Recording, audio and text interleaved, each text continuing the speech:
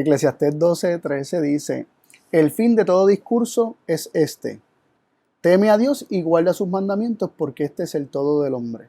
Es interesante porque comienza diciendo el fin de todo discurso es este, o sea, a lo que llega todo discurso o toda exhortación, podríamos decir, el fin de toda predicación, el fin de todo sermón es este: teme a Dios y guarda sus mandamientos, porque esto es el todo del hombre. El todo del hombre está definido como temer a Dios y guardar sus mandamientos.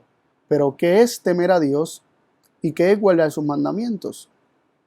En otro tema que hemos tenido anteriormente, al principio de la pandemia tuvimos un tema donde se hablaba acerca de cómo el amor echaba fuera el temor. Tuvimos toda una serie sobre estos temas y cómo el temor a Dios, el temor que Dios quiere que tengamos hacia Él, es no solamente un temor reverente, sino que implica un asombro por conocerle tal como Él es. El conocerle tal como Él es te lleva a vivir en asombro y reverencia ante un Dios tal. Y ese es el temor que Dios quiere que tengamos, y hay un temor que Dios no quiere que tengamos, que es el tenerle miedo a Él. Ese es el temor que Dios no quiere que tengamos. Así que habla de un temor. ¿Cómo definimos este temor? ¿Verdad?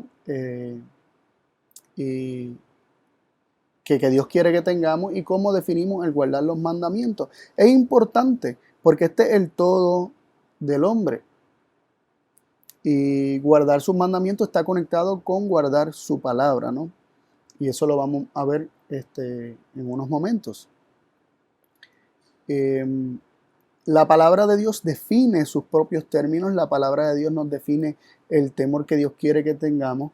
Está vinculado con el conocimiento de Él. Conociendo quién es Él, vivimos en asombro, admiración y reverencia. Por eso leemos en Proverbios 1:29 que nos dice: por cuanto aborrecieron el conocimiento y no escogieron el temor del Señor.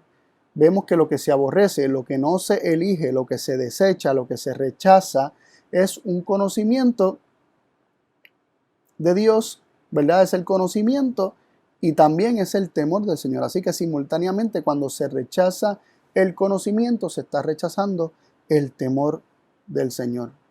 No se elige el temor del Señor cuando se rechaza, cuando se aborrece, cuando se desecha el conocimiento que Dios está proveyendo para sus hijos.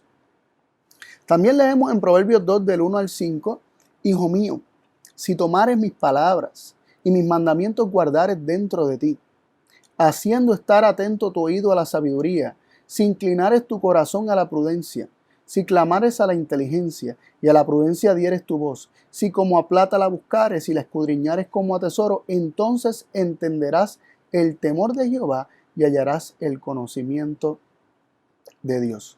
Lo primero que queremos resaltar de estos versículos es que comienza hablando acerca de lo que ocurriría, ¿verdad? Como un condicional: hijo mío, si tomares mis palabras, si las recibes.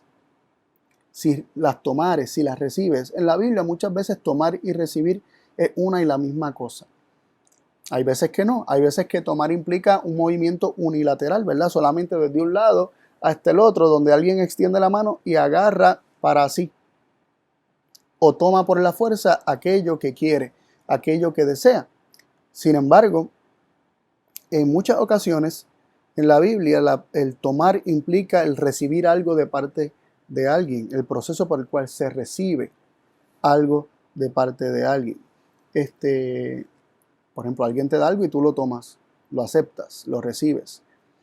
Un ejemplo de esto lo es en Juan capítulo 10, donde Jesús está hablando acerca de él poner su vida para volverla a tomar. Y está hablando de poner su vida para volverla a tomar. Dice que él tiene exusía, ¿verdad? Autoridad, poder para poner su vida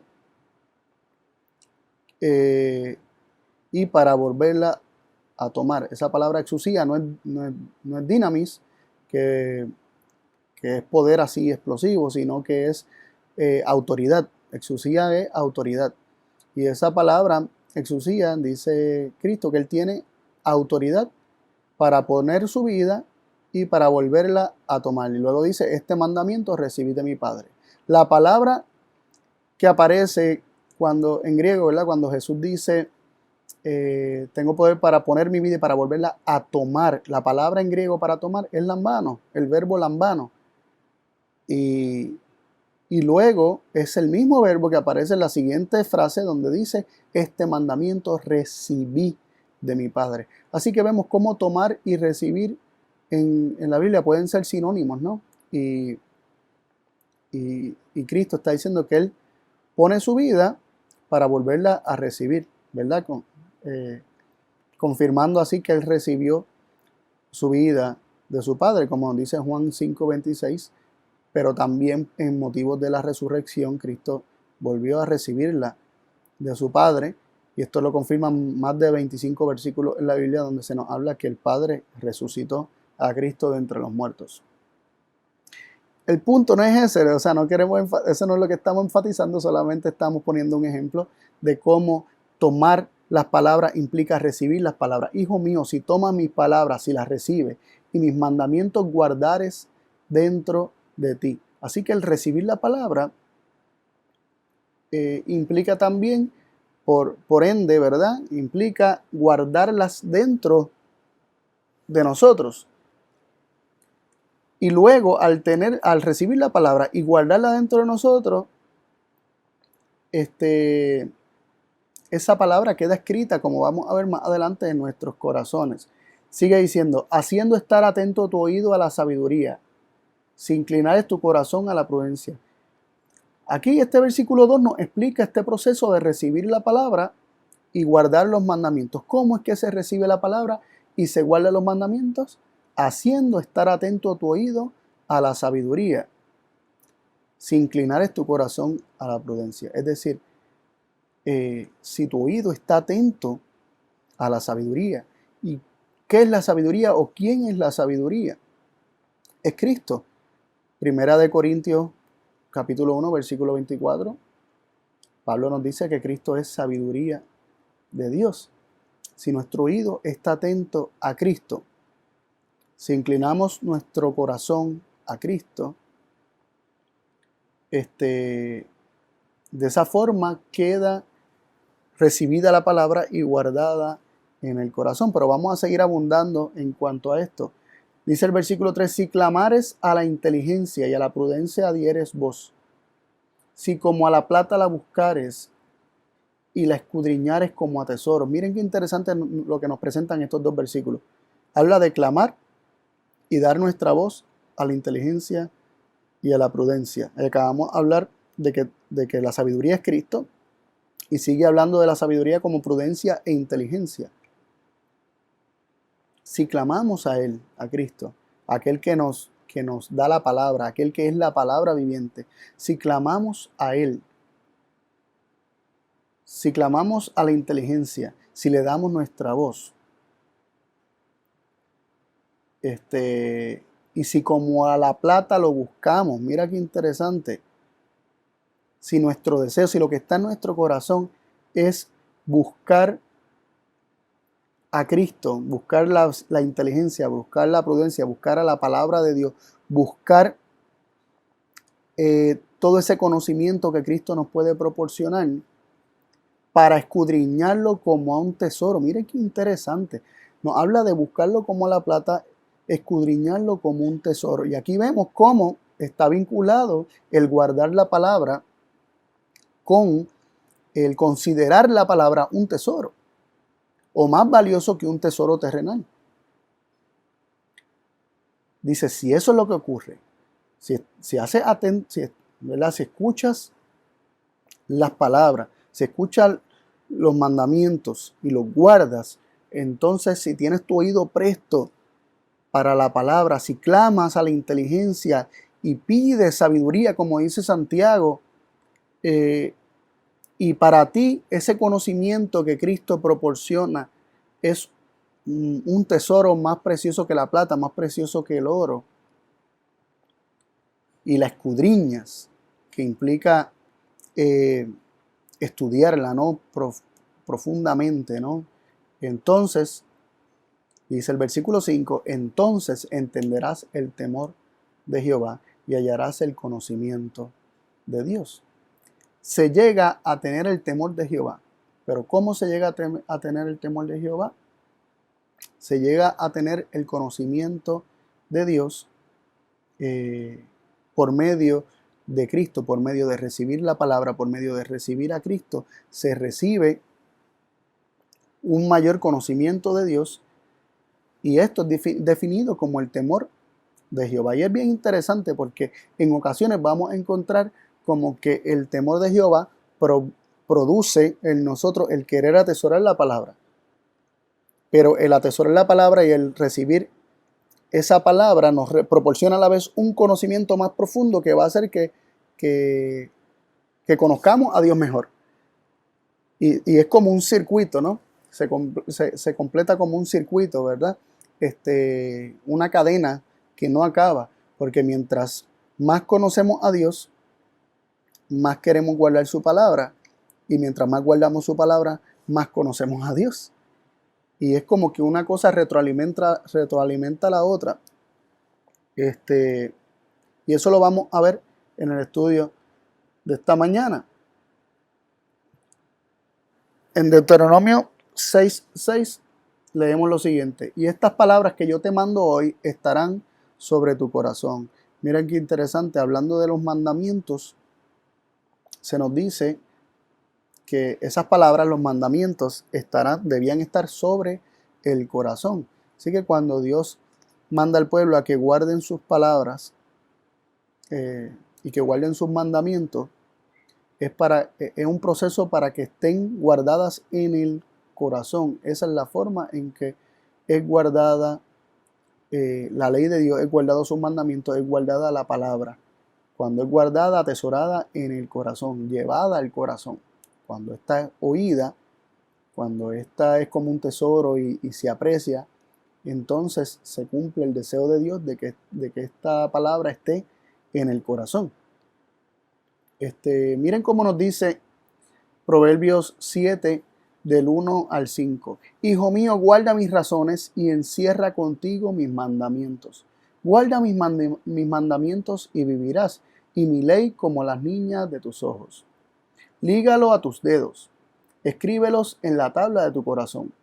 Di a la sabiduría, tú eres mi hermana, y a la inteligencia llama parienta, para que te guarden de la mujer ajena y de la extraña que ablanda sus palabras. Aquí nos presenta varios puntos interesantes. Lo primero es que nos dice que guardemos sus razones y encerremos con nosotros sus mandamientos.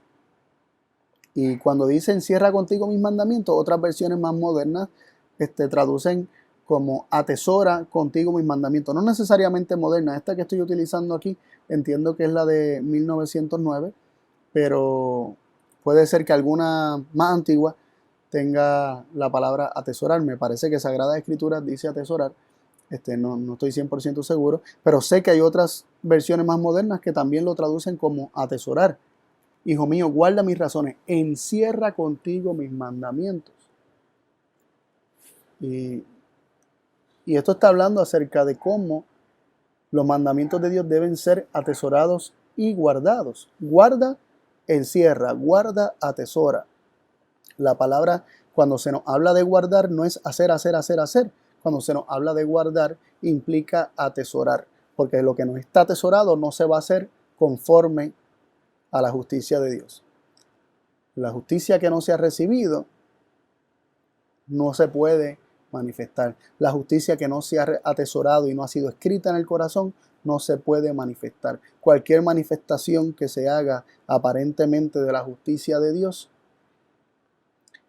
es falsa, es un engaño. Si no está atesorado primero, está en el corazón. Como único se puede manifestar la justicia de Dios en nuestra vida por medio de las obras. Es primero estar esta justicia recibida, por nuestra parte la recibimos de parte de Dios, y es guardada, atesorada, grabada en el corazón. Para nosotros es un es el tesoro más grande, la palabra de Dios. Y como la recibimos, entonces esta se ha de manifestar en nuestra vida. Luego dice, guarda mis mandamientos y vivirás, y mi ley como las niñas de tus ojos. Lígalos a tus dedos. ¿Qué cosa? Sus mandamientos, su ley, su palabra, sus razones. Escríbelos en la tabla de tu corazón. ¿Dónde Dios quiere que esté escrito? En la tabla del corazón. ¿Qué cosa? Las palabras, las razones, los mandamientos, la ley.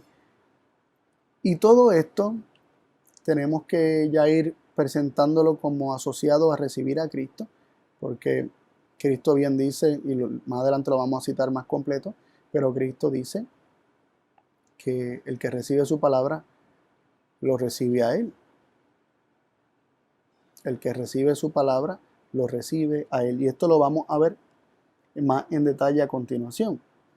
Luego dice el versículo 4 de Proverbios 7, di a la sabiduría, tú eres mi hermana, y a la inteligencia llama parienta.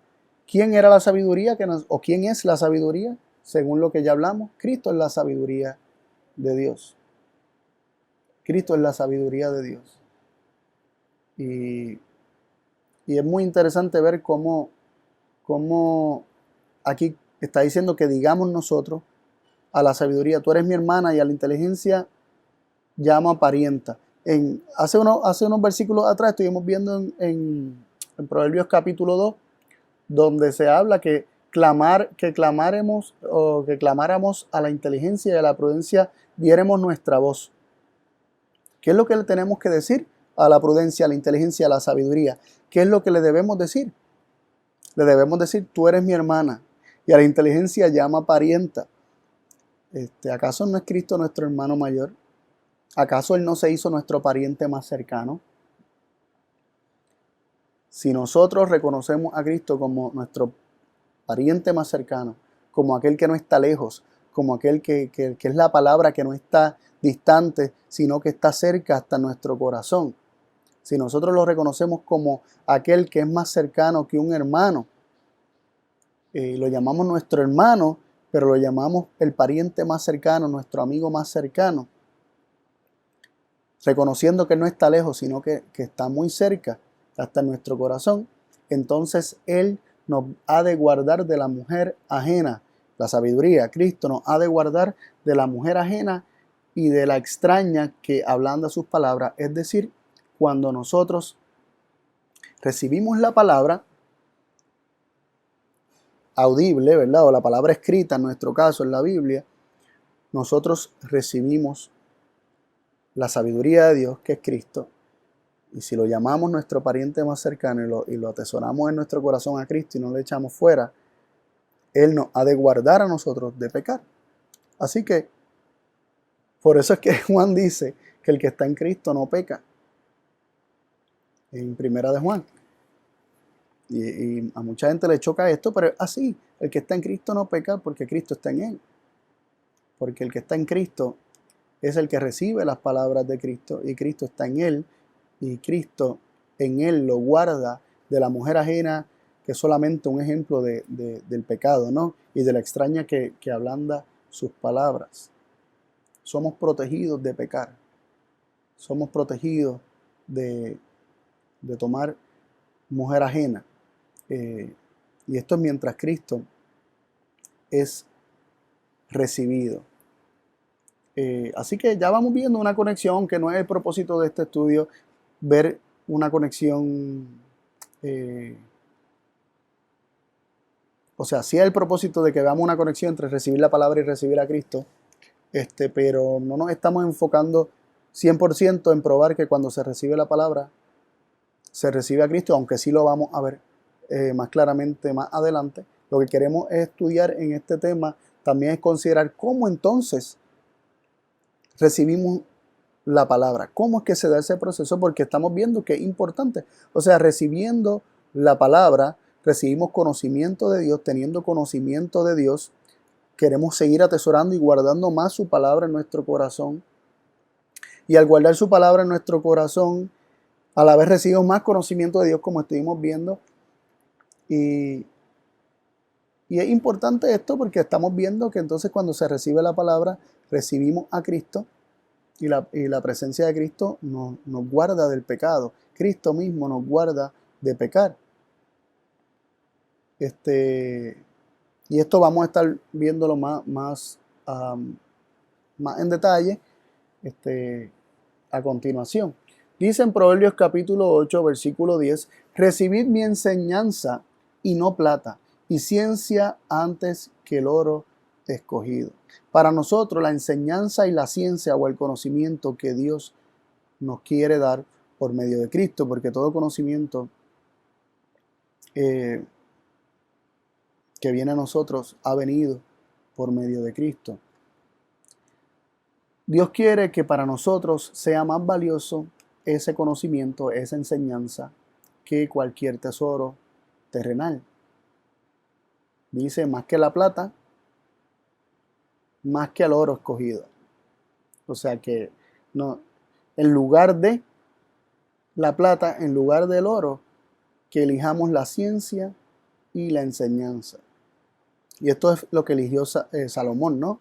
Se le ofreció de todo lo que él pidiera y él eligió sabiduría. Eligió a Cristo. Y nos hacemos esa misma pregunta que dije hace un segundo. ¿Cómo se guarda la palabra en el corazón? ¿Cómo recibimos esa palabra que es enseñanza, esa palabra que nos trae conocimiento? ¿Cómo se guarda esa palabra en el corazón que trae la presencia de Cristo para que Cristo nos santifique? Para considerar esto tenemos que ver cómo en primer lugar la palabra se rechazó, para entender cómo entonces la podemos recibir. Y esto es importante porque suena muy lindo, hay que guardar la palabra, sí, eso implica atesorarla en el corazón, pero ¿cómo esto ocurre? ¿Cómo esto se da de forma, cómo se ve, cómo es más palpable para nosotros? ¿Cómo la misma Biblia nos describe este proceso de cómo es que yo guardo entonces la palabra? ¿Cómo es que la recibo? Porque yo puedo decir que la quiero recibir, pero en el momento en que viene a mí puedo hacer como el pueblo de Israel, que ya mismo vamos a ver a continuación, cómo fue que actuaron, que se alejaron después de haber dicho algo, de que querían esa palabra, se alejaron de ella y no la quisieron más. ¿Cómo es que yo no hago eso? ¿Cómo es que yo evito caer en eso? ¿Cómo es que yo guardo la palabra? Y consideremos cómo fue que la palabra en primer lugar fue rechazada para entender cómo la podemos entonces recibir.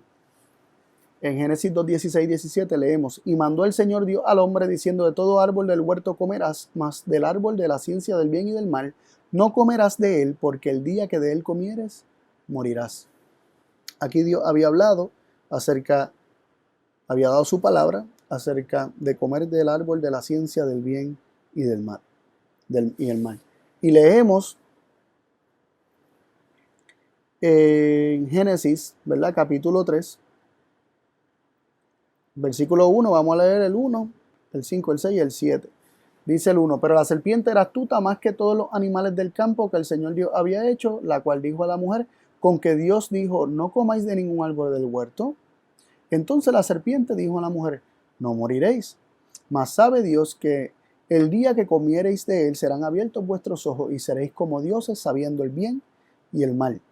Y vio la mujer que el árbol era bueno para comer y que era deseable a los ojos y el árbol de codicia para entender, y tomó de su fruto y comió y dio también a su marido y comió con ella. Y fueron abiertos los ojos de ambos y conocieron que estaban desnudos, entonces cosieron hojas de higuera y se hicieron cintas para ceñir. Hasta aquí vemos dos cosas. Dios declarando algo, Dios dando su palabra, y luego vemos la serpiente contradiciendo la palabra de Dios, y el hombre y la mujer eligiendo las palabras de la serpiente, rechazando la palabra de Dios. Esta es la primera instancia donde la palabra de Dios es rechazada.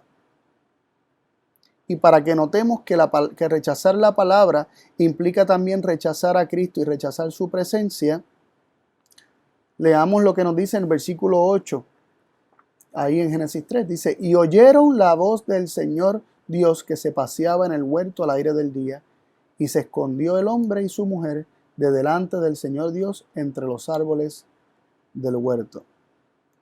Dice que oyeron la voz del Señor. ¿Quién es la voz de Dios? ¿Quién es el pensamiento de Dios hecho audible? ¿Quién es la palabra, el verbo que se acercó a ellos? Era Cristo. ¿Y qué hicieron el hombre y la mujer cuando escucharon, cuando oyeron que la voz de Dios se había acercado, que Cristo se había acercado? Se escondieron de delante del Señor, se escondieron de su presencia, huyeron de su presencia. Y así vemos cómo el rechazar la palabra nos lleva a rechazar a Cristo. Cuando se desprecia o se menosprecia la palabra de Dios, se está menospreciando a Cristo. Una cosa lleva a la otra. El hecho de que ellos habían rechazado y expulsado a Cristo de sus corazones se manifestó tan pronto Él se acerca a ellos y ellos no quieren estar delante de su presencia. Y luego dicen claramente en el versículo 10, oí tu voz en el huerto y tuve miedo porque estaba desnudo y me escondí. Está diciendo, oí tu voz y tuve miedo. Pero es interesante cómo ocurrió esto. Es interesante considerar cómo ocurrió este proceso. Porque sí vemos que el hombre rechazó la palabra, escogió las palabras de la serpiente en lugar de la palabra de Dios, y el rechazar la palabra de Dios implicó rechazar a Cristo, y esto se manifestó cuando Cristo se acerca y ellos se alejan de él. Pero ¿qué los llevó a rechazar la palabra? La serpiente, que era astuta, les comenzó a insinuar un carácter de Dios distinto a como Dios verdaderamente es. Primero les dijo una pregunta, le hizo una pregunta que insinuaba mucho. ¿Con que Dios os ha dicho que no podéis comer de ningún árbol del huerto? Está insinuando de que hay un conocimiento, que algo está circulando de que Dios les prohibió todo, de que Dios es un ser que prohíbe todo. Y algo que no le está extraño a la serpiente creer. A Eva le estuvo extraño, pero para la serpiente no. Entonces Eva también le está extraño de que la serpiente tenga un conocimiento de Dios distinto al que realmente ella tenía. Luego, la serpiente directamente contradice a Dios y le dice que eso no es cierto, que no van a morir. Acusa a Dios de mentiroso en primer lugar.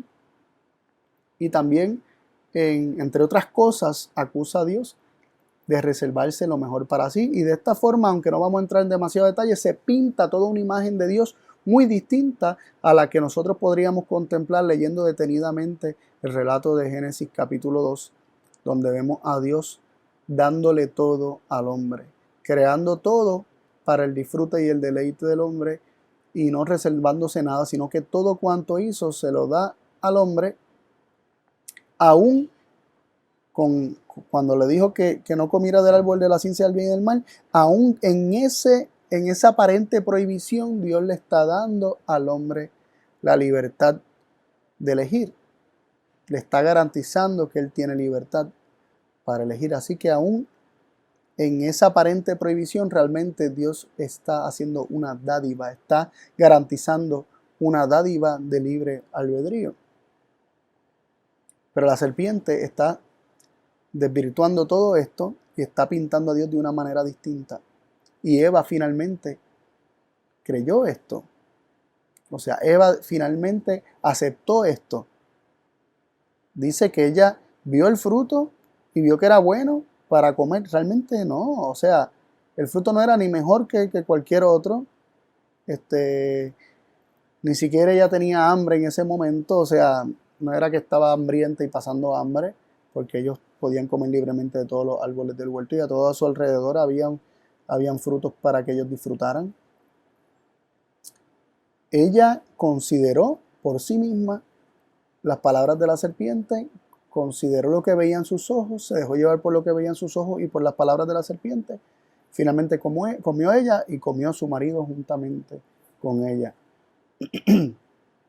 Así que vemos que lo que llevó al hombre, cuando digo hombre me refiero a la raza humana, lo que llevó a Adán y a Eva a rechazar las palabras de Dios y a su vez rechazar a Cristo, fue una desconfianza que se creó en su mente para con Dios. El desvirtuar el carácter de Dios en la mente de Adán y Eva llevó a Adán y a Eva a dejar de confiar en la palabra de Dios, a dejar de creer en esa palabra, y al perder la fe se rechaza esa palabra y por lo tanto se rechaza a Cristo. Y esto es algo que nos confirma, creo que es Jeremías 7:28. Jeremías 7:28 dice así: les dirás por tanto, esta es la gente que no escuchó la voz de Jehová su Dios, ni tomó corrección. Perdióse la fe y la boca de ellos fue cortada. Así que aquí vemos cómo se describe el rechazar la voz de Dios, el rechazar su palabra, se describe como perdiéndose la fe. Porque cuando se pierde la fe, se rechaza la palabra. ¿Y cómo vimos que se perdió la fe? Se perdió la fe teniendo falsos conceptos acerca de Dios. En Éxodo 19 se nos relata allí lo que ocurrió en el Sinaí. Yo sé que lo hemos hablado en muchas otras presentaciones, pero quisiera que consideráramos una vez más este evento para que veamos que fue prácticamente el mismo proceso. Se nos dice en Éxodo 19 del 4 al 6 lo siguiente: vosotros visteis lo que hice a los egipcios y cómo os tomé sobre alas de águila y os he traído a mí. Ahora pues, si diereis oído a mi voz y guardareis mi pacto, vosotros seréis mi especial tesoro sobre todos los pueblos, porque mía es toda la tierra. Y vosotros seréis mi reino de sacerdotes y gente santa. Estas son las palabras que dirás a los hijos de Israel. Entonces Dios diciéndole a Moisés que le diga estas palabras al pueblo de Israel, que les recuerde cómo Dios los sacó, cómo es Dios quien los ha traído hacia sí. Y le dice: si diereis oído a mi voz y guardareis mi pacto. ¿Cuál era el pacto? ¿Cuál era esa voz y esas palabras del pacto que ellos habrían de escuchar? Tendría la oportunidad de escuchar para guardar, para atesorar, para recibir en su corazón. Éxodo 34:28 nos dice: y él estuvo allí con el Señor 40 días y 40 noches, hablando de Moisés, y no comió pan, ni bebió agua, y escribió en tablas las palabras del pacto, los 10 mandamientos. Así que las palabras del pacto, los 10 mandamientos, el guardar el pacto, el guardar las palabras del pacto, implica guardar los 10 mandamientos. Así que las palabras que Dios quería que ellos guardaran, las que Él hablaría a todo el pueblo, las que todos ellos oirían, serían los 10 mandamientos. ¿Y qué respondió el pueblo cuando escucharon este pedido de Dios? Que de hecho Dios le dice: escuchen, atesoren, guarden, ¿verdad? Ya viendo la definición de guardar la palabra de Dios, que atesorarla, hacerla un tesoro, dejar que Dios la escriba en nuestro corazón por medio de su Espíritu. Y por lo tanto se recibe a Cristo para que éste te guarde de pecar. Esto era lo que Dios decía. De hecho, sigue diciendo que ellos serían gente santa si ellos escuchaban la voz de Dios y la guardaban. Claro que serían gente santa porque serían librados de pecar al guardar la palabra viviente que mora en ellos, que es Cristo, los guardaría a ellos de pecar. Entonces, ¿cómo respondió el pueblo? Versículo 8 de Éxodo 19. Y todo el pueblo respondió aún y dijeron: todo lo que el Señor ha dicho haremos. Y Moisés refirió las palabras del pueblo al Señor. Ellos le prometen hacer esto, ellos le prometen oír y guardar. De hecho, ¿a quiénes ellos iban a estar escuchando hablar?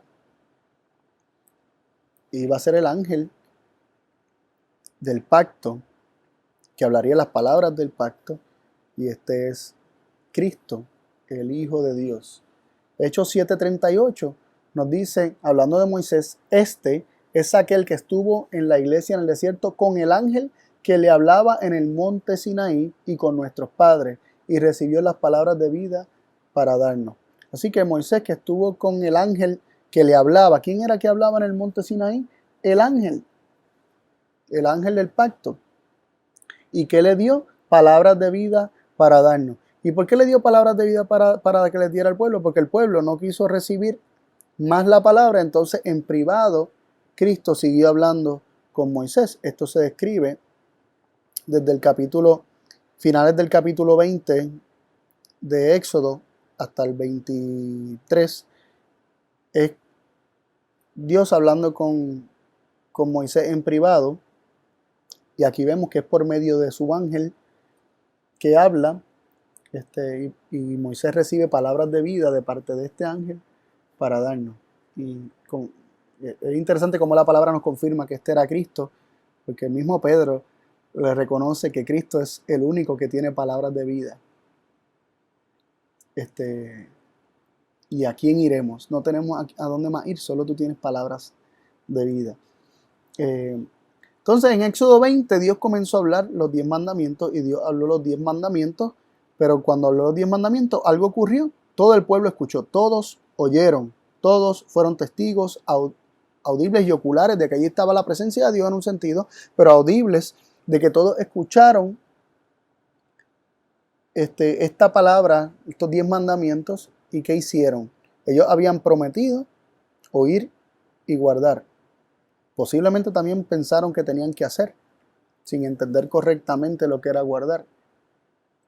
Y también estaba implícito en su declaración, en su respuesta, el que ellos harían por ellos mismos, se convertirían en gente santa, y ellos mismos serían un reino de sacerdotes, y ellos mismos serían un especial tesoro, sin entender que lo que los constituiría a ellos como un reino de sacerdotes y gente santa sería precisamente el oír y guardar y atesorar. ¿Y qué hicieron cuando Dios habló los 10 mandamientos? Justo cuando se menciona el último de los 10 mandamientos, dice el versículo 18 de Éxodo 20, todo el pueblo consideraba las voces y las llamas y el sonido de la trompeta y el monte que humeaba, y viéndolo el pueblo temblaron y se pusieron de lejos. Y dijeron a Moisés, habla tú con nosotros, que nosotros oiremos, mas no hable Dios con nosotros para que no muramos. Entonces dice, Moisés respondió al pueblo, no temáis, que por probaros vino Dios para que su temor esté en vuestra presencia, para que no pequéis. Entonces el pueblo se puso de lejos y Moisés se llegó a la oscuridad en la cual estaba Dios. Moisés se acerca, ellos se alejan. En primer lugar dijeron, no nos hable más Dios, y luego se ponen de lejos, se alejan de su presencia. Exactamente lo mismo que ocurrió en el jardín del Edén.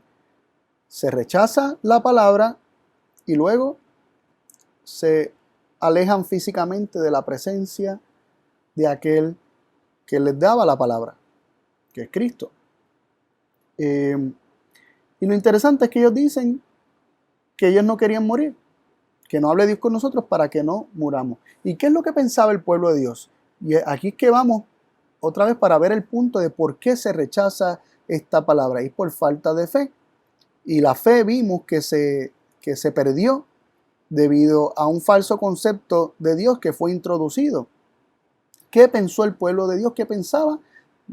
Pensaban que iban a morir si seguían delante de la presencia de Dios. Pero antes, ¿qué ellos creían? ¿Qué conceptos tenían ellos de Dios antes? En Éxodo 16:3 leemos, y les decían los hijos de Israel, deseamos que hubiéramos muerto por mano del Señor en la tierra de Egipto, cuando nos sentábamos a las ollas de las carnes, cuando comíamos pan hasta saciarnos, pues nos habéis sacado a este desierto para matar de hambre a toda esta multitud.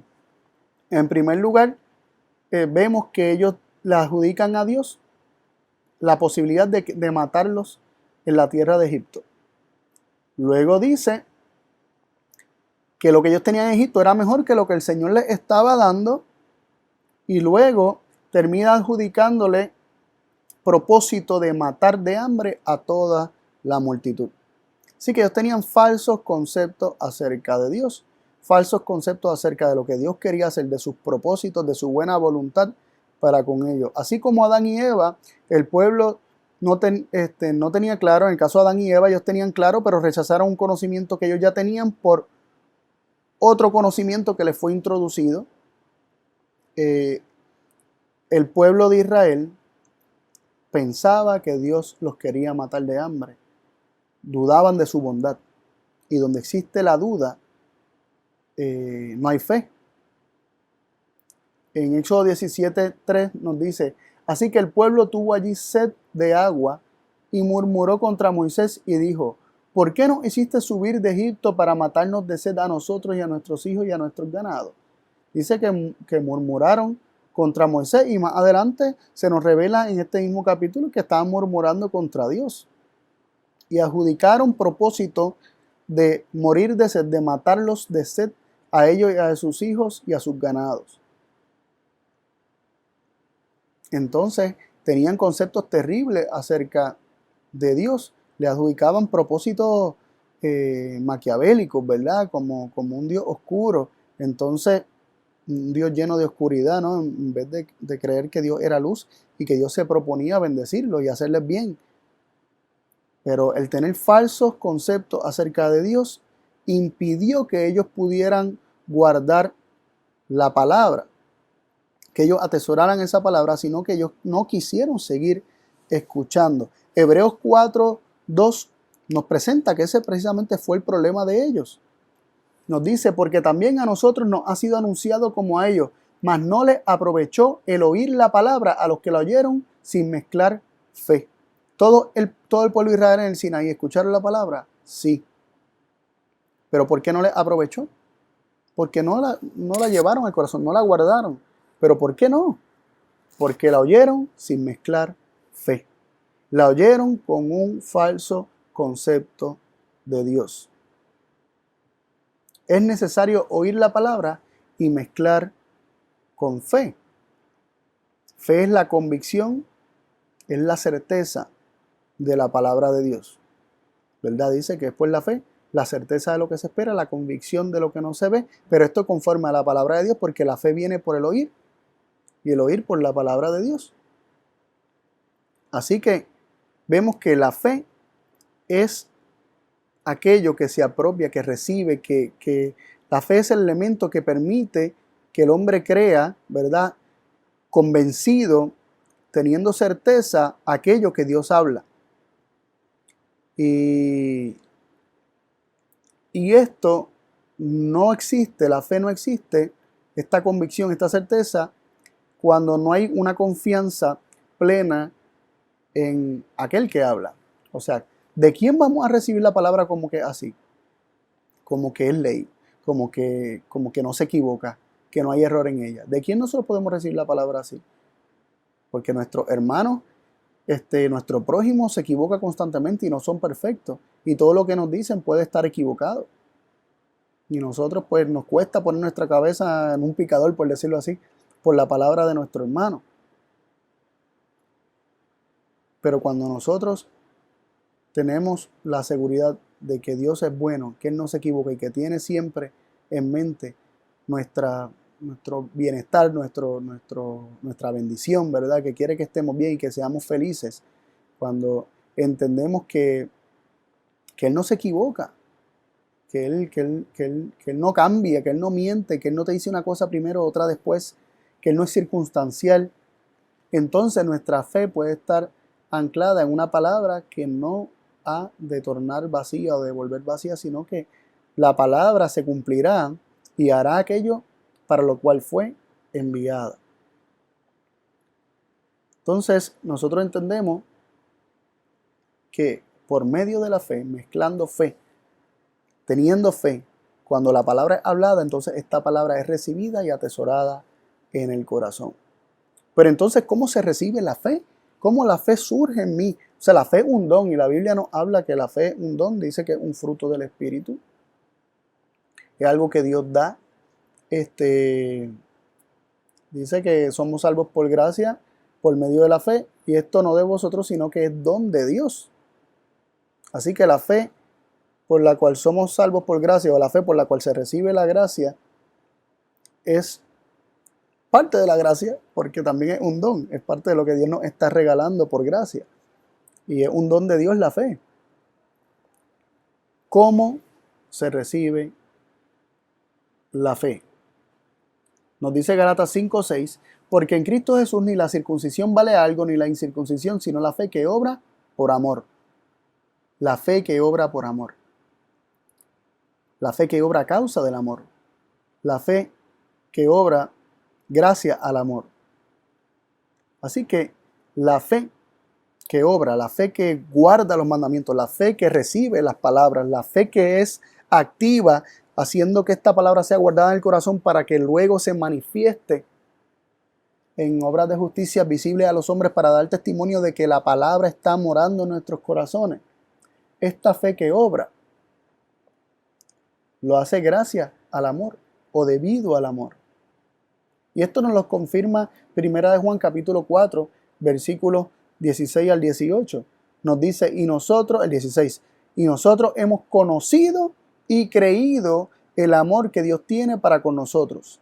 Dios es amor y el que vive en amor vive en Dios y Dios en él. Así que habla de conocer y creer el amor que Dios tiene para con nosotros. Y luego dice que en esto es perfeccionado el amor en nosotros. En esto es perfecto el amor con nosotros. En esto. Ese esto está haciendo referencia a conocer y creer el amor que Dios tiene para con nosotros y que Dios es amor. Al conocerlo y creerlo, que es fe, al conocerlo y creerlo, el amor es perfeccionado en nosotros para que tengamos confianza en el día del juicio. Pues como Él es, así somos nosotros en este mundo. Miren qué interesante. Conocer, recibir un conocimiento del amor de Dios. Y luego se cree ese amor y se acepta, se acepta para sí, se recibe como para con uno. Se cree en ese amor que Dios tiene porque Dios lo manifiesta primero. Primero Dios manifiesta el amor. Esto engendra fe, esto produce fe para que creamos que ese amor es para nosotros.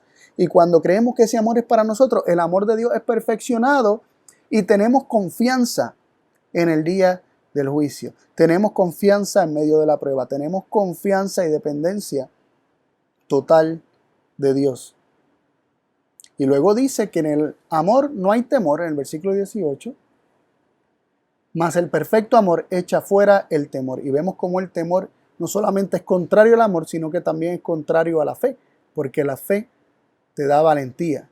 La fe te ayuda a afrontar lo que sea, sabiendo que Dios es amor y sabiendo que Dios te ama con un amor de forma especial y particular para contigo, y Él vela por ti. Sus promesas para contigo son ciertas. En el amor no hay temor, mas el perfecto amor echa fuera el temor, porque el temor tiene pena, donde el que teme no está perfecto en el amor. Dice que el temor tiene castigo, o conlleva castigo el temor.